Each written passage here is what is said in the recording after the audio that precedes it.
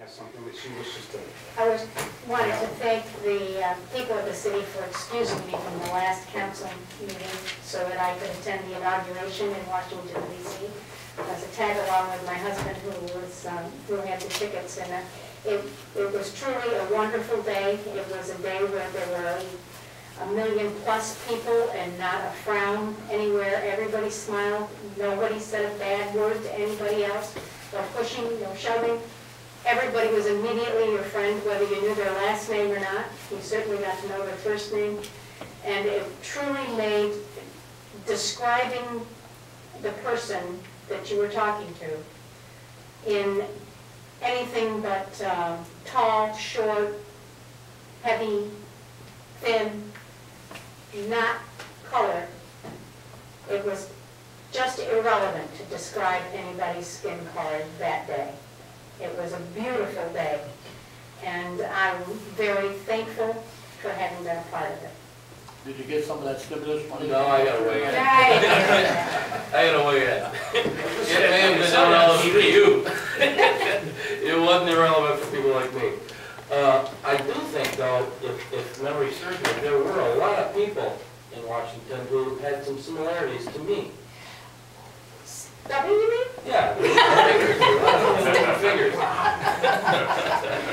Yes, and they shared their day with us, with me very nicely. I got to jump on my soapbox real quickly. What do I say? Make it short, please. I'm going to.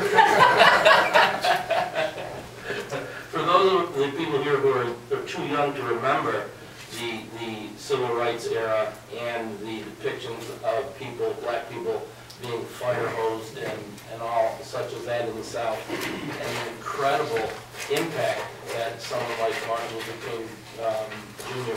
had on black Americans, on young men like myself, it was a profound thing. And certainly this country has made incredible strides. For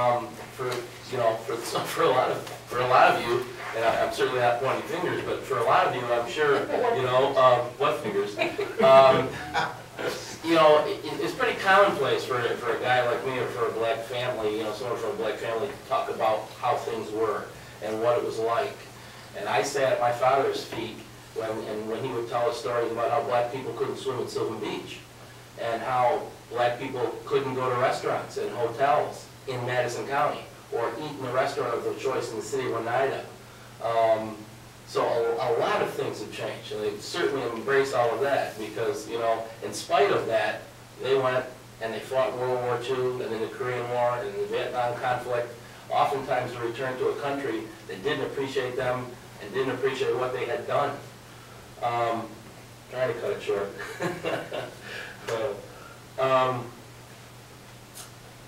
But I got to tell you, when I stepped out of my house, I walked a little taller, and my head was a little higher, and my shoulders were a little more square, because for young black children, little black boys and little black girls all across this nation, that final little impediment, we could look at our children and say, you know what?